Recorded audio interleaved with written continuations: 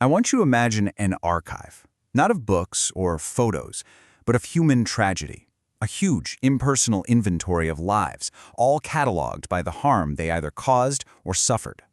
It's a system built on records, reports, and just cold, hard facts.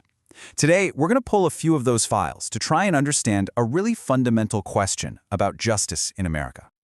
So, what you're seeing here is just a tiny glimpse into the Glenn Shirley crime papers. This is a real collection and it chronicles over 100 years of crime. And really, it's just this overwhelming inventory of human lives that have been reduced to data points, organized by county and by category.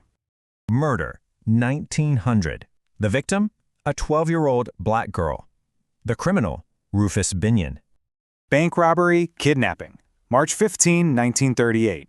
The victims, the Bank of Paoli, and a cashier and his wife who were abducted. Escape from OSP, murder of a warden. August 10, 1941. The victim, Warden Jess Fulton Dunn. The bombing of the A.P. Murrah Federal Building, April 19, 1995. Hundreds killed and injured. You know, each one of these entries is its own tragedy. But when you stack them all together like this, they become something else entirely.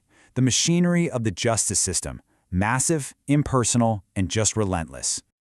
But what does it actually feel like to not be just a data point, but to be a person caught inside that machine? What happens when your own identity, your own serious medical needs, grind up against the gears of that system? That's the voice of Mary, a transgender woman who served time in immense prison. And her story, well, it really gets to the heart of what we're exploring today. For her, the system wasn't some abstract archive. It was her daily reality. A reality that she says denied her safety, denied her identity, a place where just surviving felt like punishment. So, to really understand Mary's experience and this clash between a person and the institution, we first have to look at the rulebook. What is the fundamental law that governs punishment here in the United States? And this is the bedrock, the Eighth Amendment. But here's the thing, it's not a static rule. The Supreme Court has said it has to get its meaning from the evolving standards of decency that mark the progress of a maturing society. So it's not just about, avoiding medieval torture, it's about basic human dignity. And back in 1976, that standard got applied to healthcare. In a case called Estelle v. Gamble, the Supreme Court decided that the state must provide medical care to people incarcerates. And crucially, it said that deliberate indifference to an inmate's serious medical needs is a form of cruel and unusual punishment.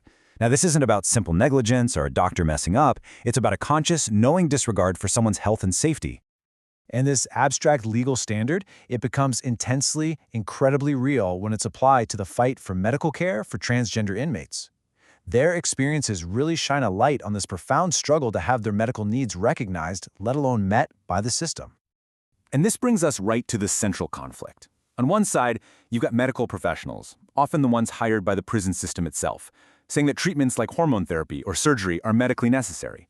But on the other side, you have prison administrators talking about legitimate penological interests, which is basically legal speak for the practical needs of running a safe prison. And this is the collision we see again and again in these court cases. Just look at what happens when these two sides collide in the real world. In the Batista case, a recommendation for medically necessary care back in 2005 didn't lead to treatment. Nope, it led to years of delays, denials, and reevaluations, all of it justified by security concerns. This pattern of delay, it becomes a critical piece of the puzzle. And this brings up the most crucial question, right? How does the court decide when these delays and security concerns actually cross the line? When does an administrative process become a constitutional violation? What is the actual legal test for deliberate indifference? Well, the Supreme Court clarified this in a major 1994 case, Farmer v. Brennan. It's not an objective test, meaning it's not about what a reasonable official should have known. It's subjective. To prove deliberate indifference, you have to prove the official actually knew there was a substantial risk of serious harm and then consciously decided to ignore it. That is a very, very high bar to clear. So in practice, this leads courts to use a two-part test. First, the objective part. Is the medical need actually serious?